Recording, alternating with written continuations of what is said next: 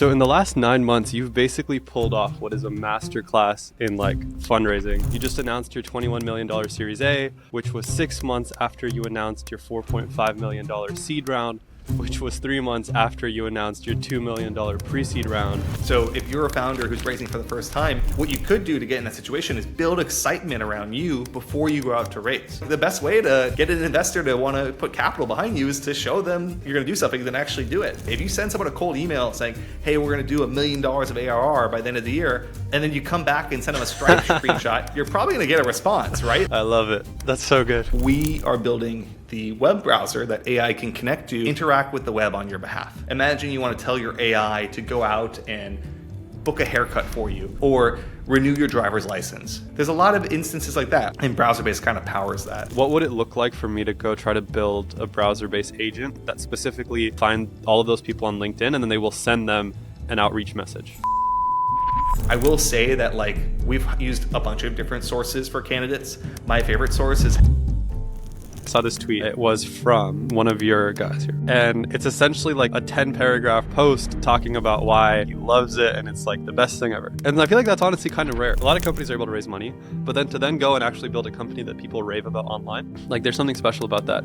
So what is your philosophy around how to build a company that, people enjoy working at? The most important thing has been... All right, Paul, welcome to the podcast. It's good to be back. Round two. Round two. So in the last 9 months, you've basically pulled off what is a masterclass in fundraising. You just announced your $21 million Series A, which was 6 months after you announced your $4.5 million seed round, which was 3 months after you announced your $2 million pre-seed round. So I think what's interesting is going to be breaking down what does it actually take to raise money for an AI company in 2024, 2025. Yeah, Omar, I am exhausted, man. What a 2024 was a hell of a year. And I think, this is an era of a paradigm shift, right? There's a whole new wave of startups coming around building in AI, which is kind of allowing for stories like Browserbase to exist, where you see pretty quick, validation of ideas and then actual growth in traction. Markets are moving quickly and, the rising tide lifts all boats, but there is some tactics there, right? And for us to kind of go from conception to Series A, from 0 to $27.5 million raised, all in, the span of 3 quarters, it actually took years of thinking about startups and failing at startups and building things before I was able to get to the point where we can kind of one-shot this thing. So kind of where I'm entering, or really leaving 2024 and thinking about all the stuff that we know that went right, and keeping that velocity going forward. Because now I'm over my skis. I've never raised beyond a Series A before. I never raised beyond a seed before. So even though I'm a second-time founder, I'm a first-time Series A founder, and there's just so much more for us to learn. And we'll have to see how well we can do in the next year. Absolutely. So let's take a few steps back and start off in the beginning of this year. What was Browserbase initially? What was the initial concept that you pitched to investors?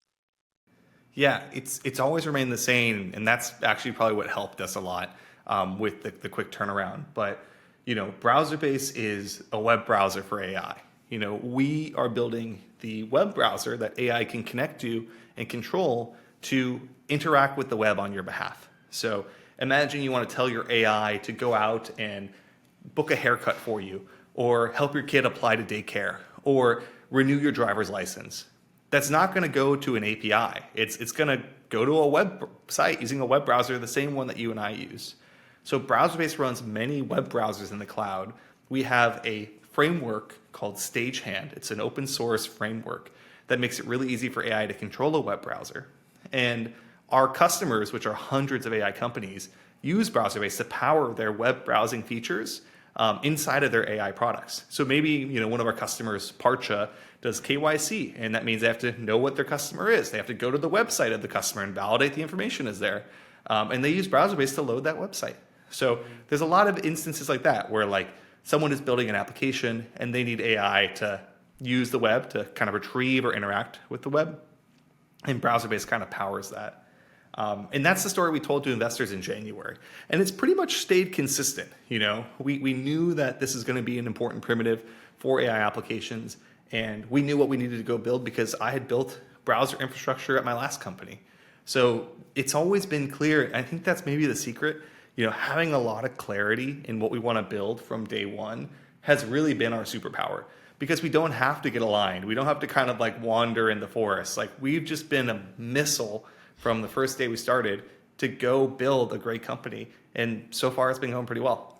It's interesting because it almost feels like the opposite of what the normal startup advice you hear is, which is people say ideas don't actually matter, execution is what matter, and that's because no matter what you're building, your first iteration is going to look nothing like what you eventually end up at after you talk to customers and make your first revenue, etc. What was it that made it, and I guess as you called it, like a missile from day one to where it is now? It started with 3,000 words. I wrote a memo about a year ago today, in November, and I wrote a memo about this opportunity. And I was trying to talk myself out of starting a company. I just sold my last company. I'd been at the acquirer for 2 years. I was in the best shape of my life. That's gone away, So life was pretty good. Why would I throw away this good, relaxing, chill life to go build a company? So I tried to talk myself out of it. I listed out all the reasons why this would and wouldn't work. I went into excruciating detail, literally 3,000 words. And then I published it and shared it with all my smartest friends. And there weren't really a lot of holes, Like, I had pretty clear conviction around the market, how to get distribution, how to build the right product, what people needed, what they were willing to pay, and really laid out everything in this foundational memo for Browserbase, which maybe we could link in the show notes or something later on. And with that was the roadmap to go build this company. And we've basically been executing to that. Some stuff has changed a little bit in the details, but at a high level, I knew the business that I wanted to build. I knew why it was an exciting company before I even started it. And now I'm just executing off of all of that work.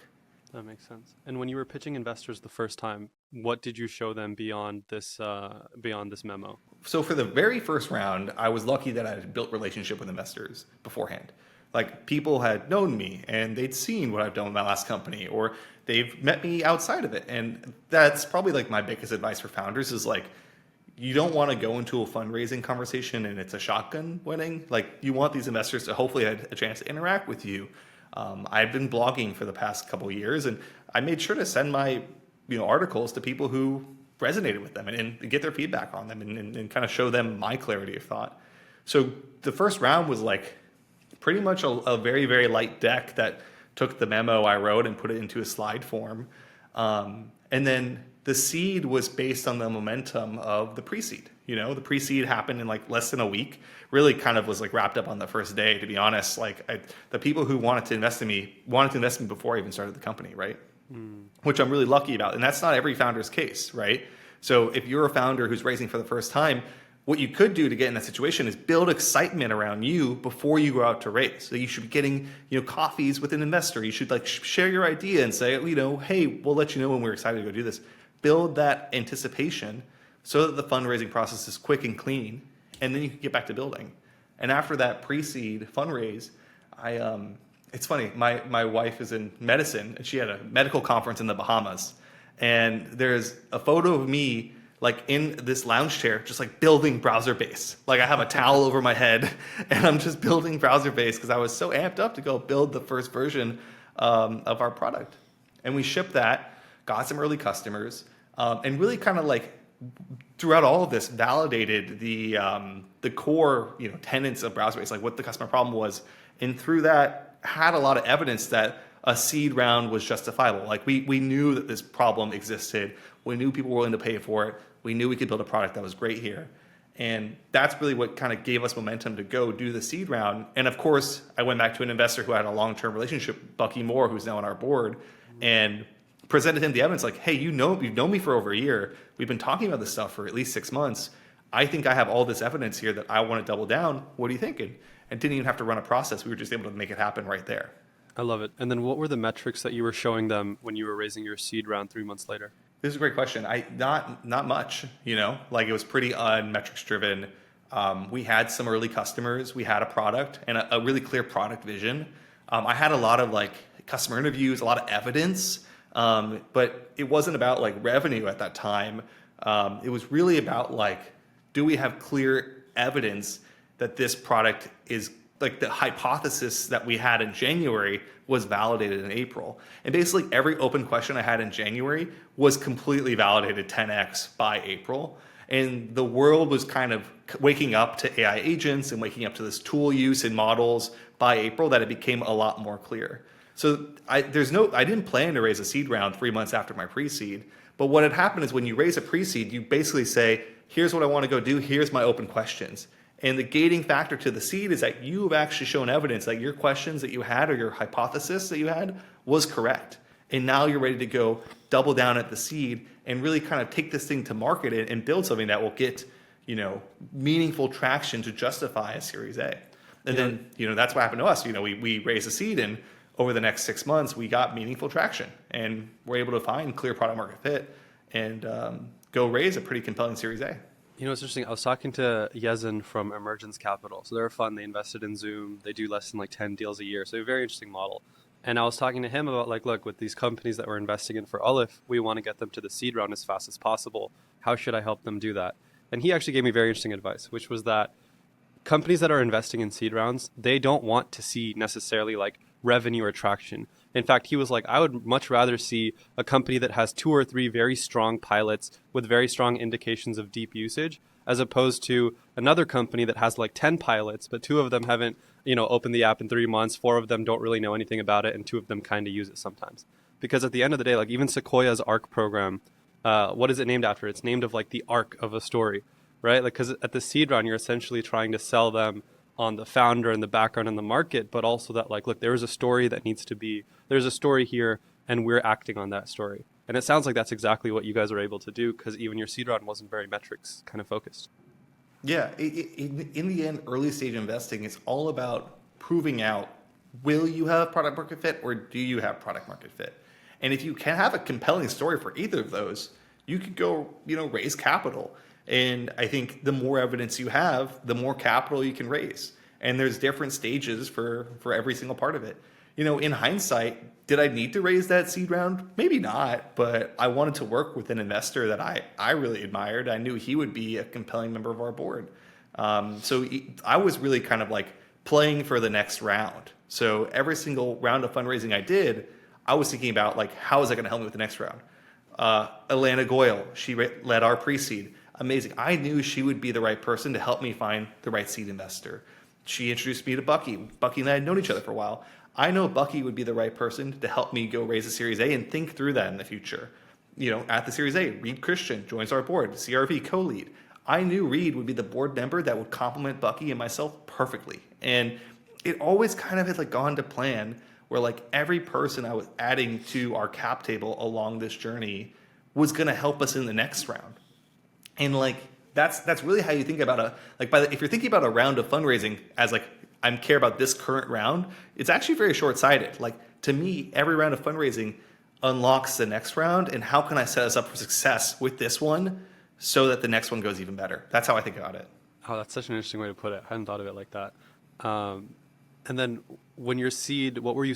I guess with the seed round, so you were setting up your Series A. Then what were the metrics, or what was the basis for like Klein & Perkins came in and a ton of other really interesting investors came in for the Series A? What were they looking at, or what were they making their decision based off of? Yeah, I think between the seed and the Series A, what became clear was strong product market fit. We had hundreds of customers. We had retention data. We had larger deals that were signed. We also had a team of people who wanted to come work with us, and we grew the team quite significantly. So, I think it was like team and traction, and just a clearer story. Once again, more evidence around where this thing can go. So all in all, like the strategy that we set out to accomplish across, 2 separate rounds was coming true. And the investors who, it was CRV, Reed Christian, and Bucky Moore, Klein & Perkins, as well as Octa Ventures, like those people who had known me, I had been telling them this is what I was going to go do for like, the entire time we were doing this company, and it was happening.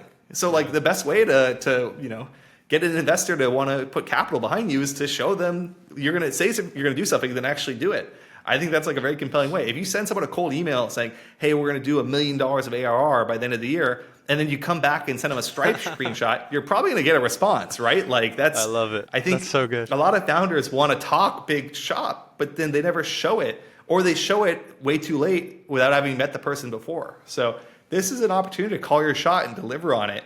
You'll almost always get a response if you do, or at least you'll start to build a relationship for future kind of conversations. I love it. That's super good. Okay, so let's kind of start catching up to where we are today. Now you've raised the money and you started building a team. You mentioned that was a big probably reason, or that was a factor in probably why you were able to raise your Series A so quickly. You've been doing a lot of posts recently, or I've seen a lot of your posts recently where you talk about like what it's like to build a company, let's just call it like worth working at. You guys have this beautiful office out in San Francisco, which I still need to come visit. And then you also have almost like votes of confidence. I saw this tweet. Let me pull it up. It was from one of your guys here. His at Botting Rocks. The hook is, I recently joined a rapidly growing startup that raised a Series A of 21 million. I joined 5 weeks ago, and my experience has been nothing short of amazing. The founder likes to shoot for the fences. Nah, scratch that. He likes to shoot for the stratosphere. And it's essentially like a 10 paragraph or like a 10 section post talking about why he commutes all the way from Davis and he gets there at 9 a.m. in the morning and he loves it and it's like the best thing ever. And I feel like that's honestly kind of rare. A lot of companies are able to raise money, but then to go and actually build a company that people rave about online, like there's something special about that. So what is your philosophy around how to build a company that, people enjoy working at? Yeah, I mean, that tweet from Eric was entirely unprompted, and it came from like another tweet that I had that I actually got like people were kind of talking shit on a little bit about like how we work, which I'm sure we'll talk about later. But Eric's tweet was really cool because when Eric joined us, he actually moved into a hostel down the street. And I was like, what? He's like, yeah, I'm just staying like this dorm 2 blocks away from the office so I don't have to like go home all the time.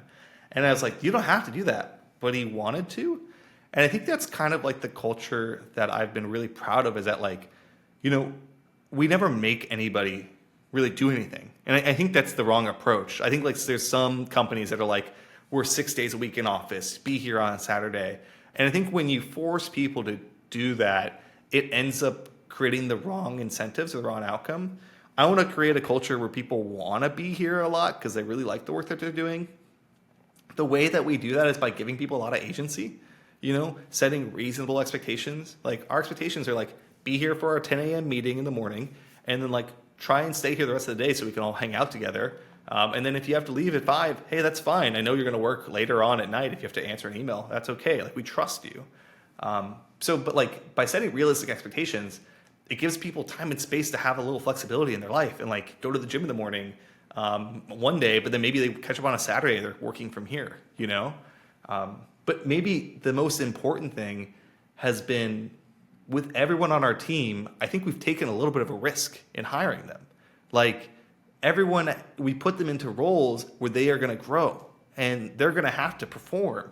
And that is the best way to get someone inspired, is that like they're going to take a bet on us and commit their time to us, which is extremely valuable. And I'm going to take a bet on them and put them in a role that I know they're going to be really good at if they grow and they really show up and they work hard. So it goes both ways, and by hiring high potential people and giving them room to grow, they end up being more bought in. And frankly, that's what you need at a growing company, because the company is growing so quickly. If people can't grow alongside it, they're going to get left behind. And I think I've just learned the more that I can kind of hire high potential people and give them a shot at becoming much better than they were before, the more I get people who are bought in on our culture and are going to be as invested in the company as I am. So it sounds like you're trying to take a bet on like high potential people, but what determines whether or not someone is high potential? How do you gauge that? What does the interview look like? Super good question. And I wish I had like a pitchy Nah, don't tell me it's just vibes. There's no way. Yeah, it's not just there's something about experience, and I've been hiring people for a little while now, and this is why experience matters. I used to write off experience earlier in my career. I said experience is BS, it's a meritocracy, it's all about what you do. But when you get a lot of reps on hiring people, you kind of can get a sense from how they represent themselves, the opportunities that they take in the past, the things they're looking for in terms of their next role, that will result in them being high performance. And I've been wrong, and I have been wrong for sure. But there's not like a magic question that will tell you if someone has a high potential. It's really about what attitude do they bring? And like, maybe this is dumb, but it's as simple as like, do they really get what we're doing here? Do they care about it? Do they ask the right questions about why this is going to grow? Do they think that we're high potential too? Like if they're convinced that we're high potential and they want to join us because they want to grow, that kind of self-selects for high potential people. But people who just want to work with us because we have a little bit of clout and capital, I just don't think that they tend to not be a good fit. It's people who think that we have something going on here and they see the future of growth and they're attracted to that growth. Those are the type of people we want to work for. Do you use recruiters? We do, yeah. We have used a recruiter in the past, and it was good. You know, I think like the thing that's changed about Browserbase. The way you said it was good, I don't think it was good. Well, it was good, but I think the thing I should have done when I used recruiters, and we're using recruiters again because we have to hire a lot right now, is that you have to know your values really well. Because I think when we used recruiters in April of 2024, we didn't really know what our values or culture was going to be as a company. We were only 3 months old. But now that we're like 9 months old and we have, 10 people and we've done a lot of stuff together, like for the first time ever, we defined our values. I really don't think values are something you create at inception of a company. They actually kind of happen organically and you define them from behaviors after some time and after a core team has been built.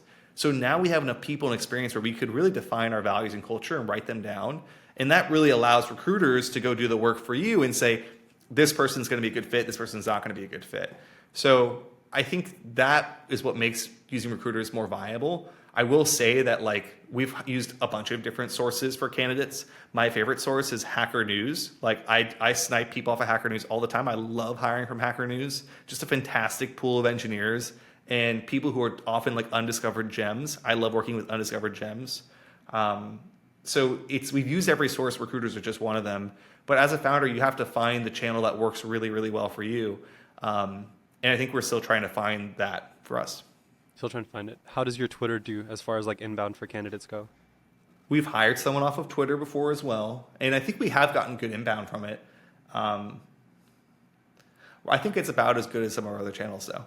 I think I'm often surprised. Like, it's actually that the people who come from Twitter that are really good are often like pretty compelling candidates to a lot of people. So it's a pretty competitive hire, And sometimes people who run a really tight process, like we're still a Series A company. I don't think we're going to give you your best offer. And I've lost compelling Twitter candidates to companies that are later stage and give better offers. And I don't lose sleep over that. If I lose to Cerebras, it's okay. They're like a pre-IPO company and they're going to pay a lot more money. So that's not a problem. If I'm losing to other Series A companies, I'm not doing a good enough job of selling the vision and mission as a founder, and that's something that I have to tune. But I haven't seen that as much.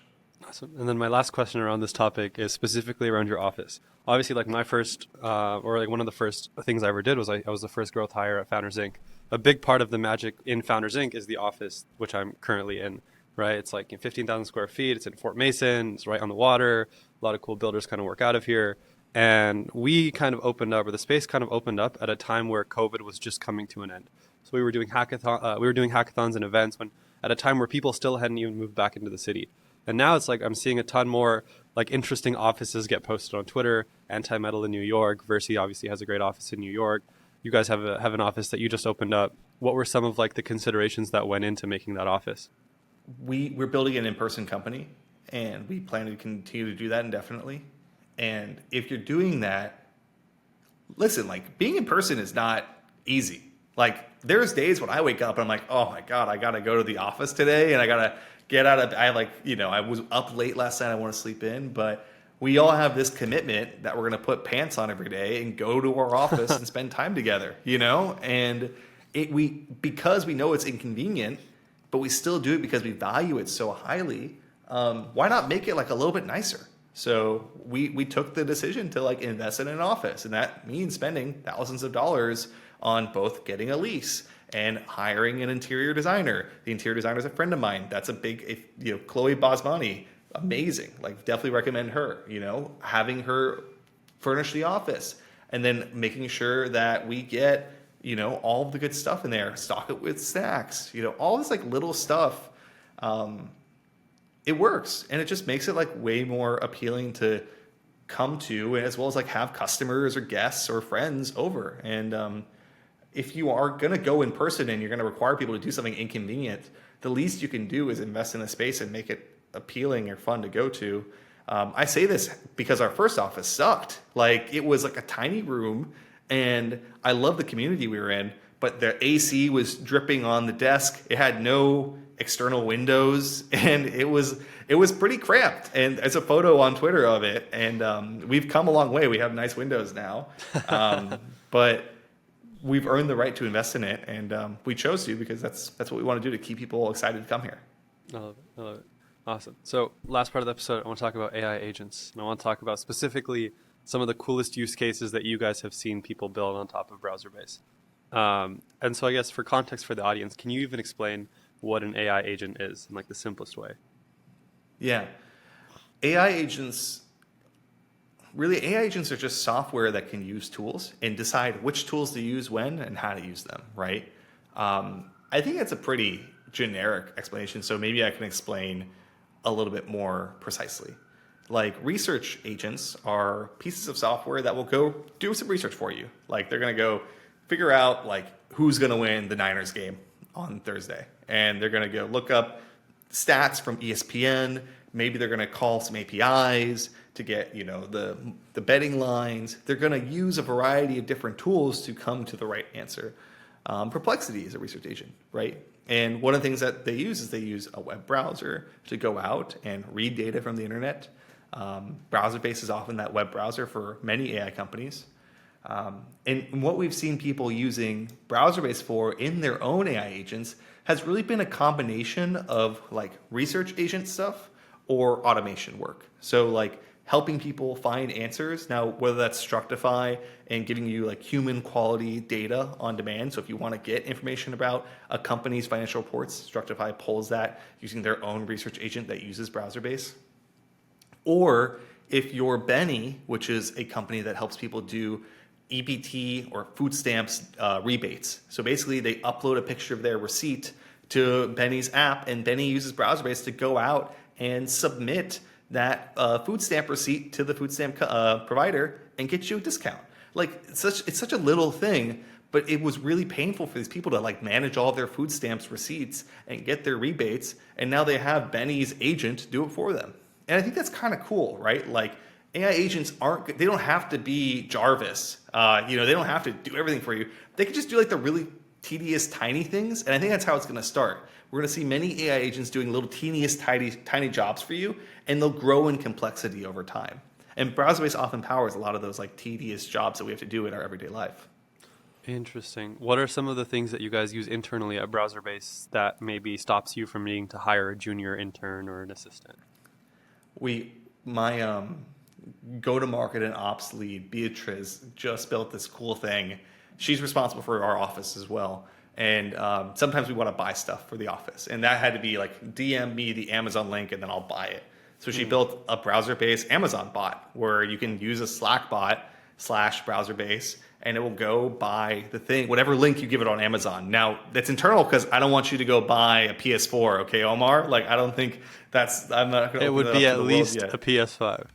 Right. Oh, sorry. That's how out of the game I am. I'm thinking about PS4s. I'm a generation behind. But, like, it's cool. Like, we're always asking ourselves internally, what can we build to automate something using Browserbase? And we're trying to dog food our product as much as possible.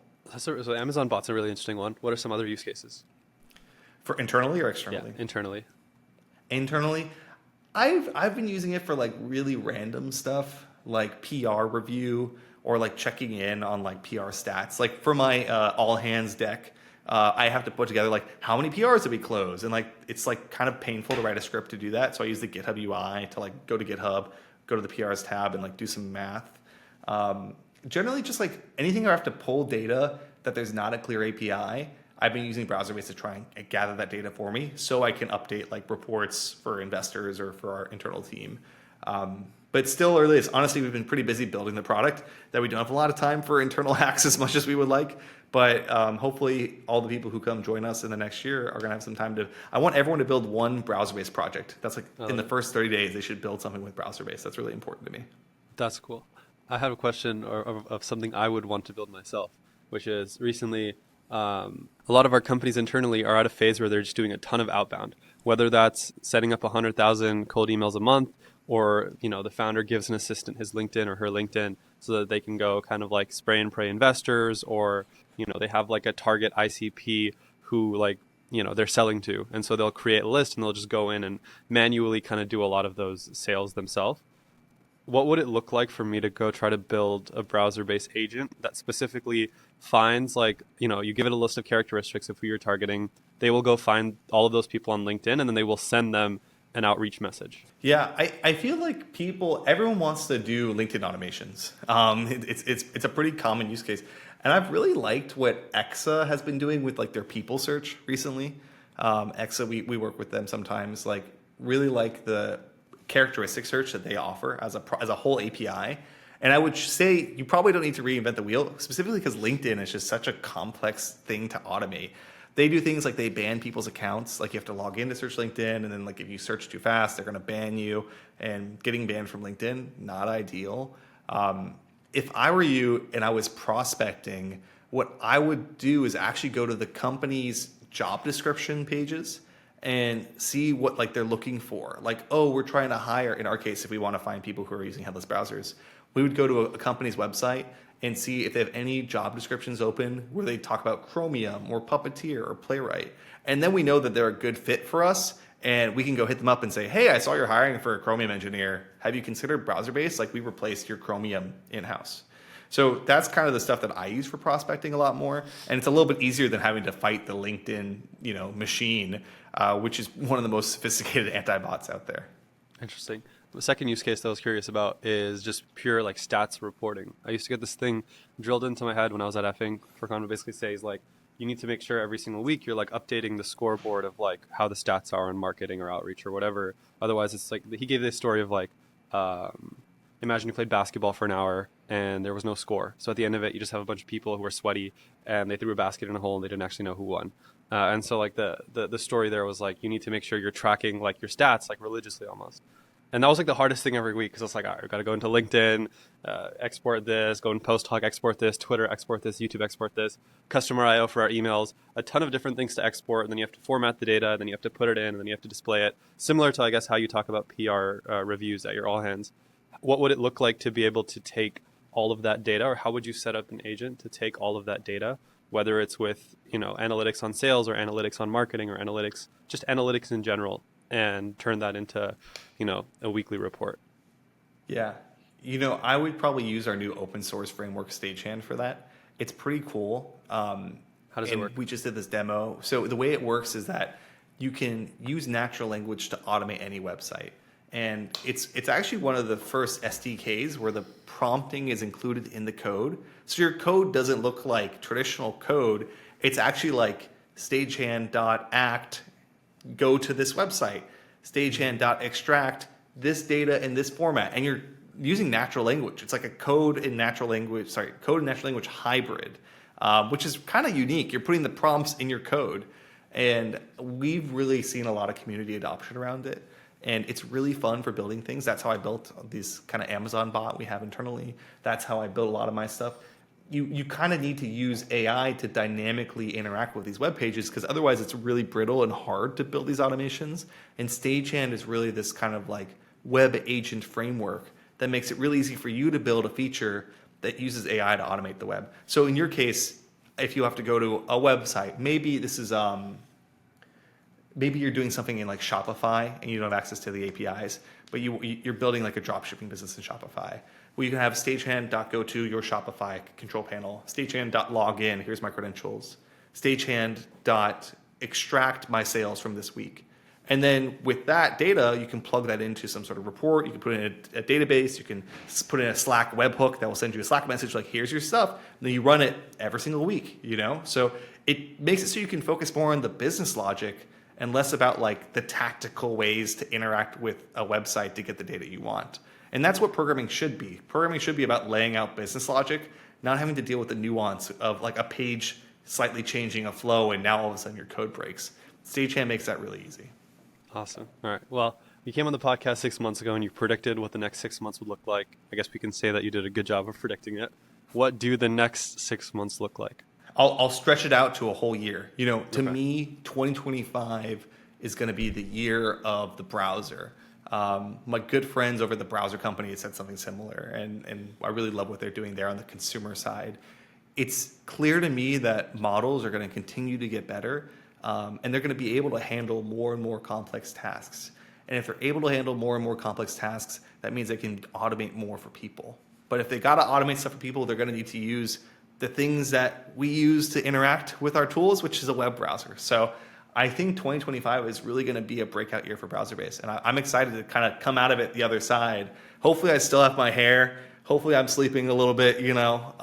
But it's going to be a really crazy year next year. If you thought 2024 was big for Browserbase, just wait till next year.